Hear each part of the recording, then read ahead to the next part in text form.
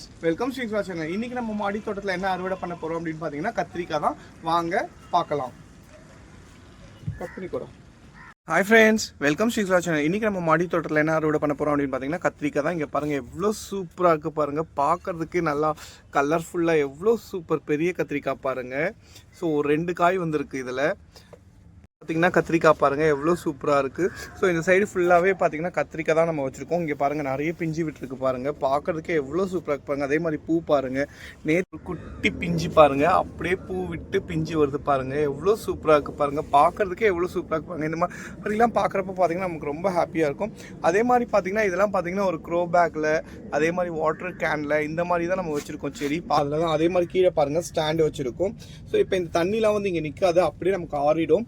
அதே மாதிரி பார்த்தீங்கன்னா இங்கே பாருங்கள் க்ரோ பேக்கில் வச்சுருக்கோம். ஸோ பார்க்குறதுக்கே பார்த்தீங்கன்னா எவ்வளோ சூப்பராக இருக்குது பாருங்கள். ரொம்ப சின்ன சின்ன செடி தான், அதே பாருங்கள் எவ்வளோ காய். இதில் வீட்டில் யூஸ் பண்ணுற காய்கறி கழிவு, தண்ணி, இது மட்டும்தான், வேறு எந்த கெமிக்கலுமே யூஸ் பண்ணல. உரம்ன்றும் பார்த்தீங்கன்னா நம்ம மாட்டு சாணம், வாழைப்பழ தோல், இந்த மாதிரி தான்.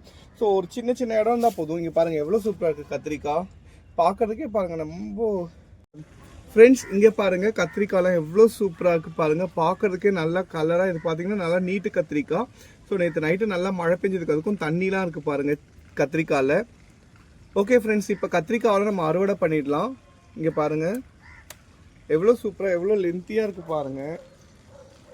ஸோ ரொம்ப சூப்பராக இருக்குது, பார்க்குறதுக்கே ரொம்ப ஹாப்பியாக இருக்குது பாருங்கள். இங்கே பாருங்கள் 2 கத்திரிக்காய் அறுவடை பண்ணியிருக்கோம். அப்படியே அதை பார்த்தீங்கன்னா அந்த தண்ணிலாம் பாருங்கள்.